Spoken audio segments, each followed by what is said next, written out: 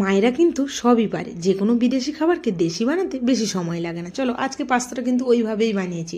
কড়াতে তেল দিয়ে দিয়েছি, তেলটা গরম হয়ে গেছে। পেঁয়াজ কোচানো, কাঁচা লঙ্কা কোচানো, গাজর কোচানো, বিনস কোচানো, ফুলকপি কোচানো, দিয়ে দিলাম ক্যাপসিকাম কোচানো, দিয়ে দিলাম মটরশুঁটি, আর দিয়ে দিলাম বাঁধাকপি কুচোনো, আর দিয়েছিলাম পরিমাণ মতো লবণ। দিয়ে সবজিটা ভালো করে ভেজে তুলে নিলাম।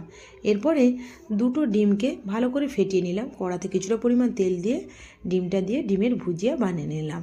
ডিমটা ভাজা হয়ে গেছে, তুলে নিলাম। এরপরে ওই কড়াতে অল্প তেল দিয়ে সেদ্ধ করা পাস্তাগুলোকে দিয়ে হালকা ভেজে নিয়ে ভেজে রাখা সবজিগুলোকে দিয়ে দিলাম। পাস্তার সঙ্গে সবজিগুলো আরেকটুক্ষণ নেড়ে চেড়ে ভেজে নিলাম। আর সসের মধ্যে ইউজ করেছিলাম জাস্ট 1 চামচ ভিনেগার আর 1 চামচ সয়া সস, আর অল্প পরিমাণ পাস্তা মশলা ইউজ করেছিলাম।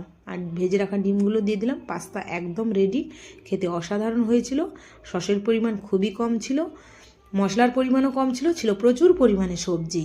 সব কিছু ভেবেই কিন্তু বাচ্চাদের জন্য বানাতে হয়।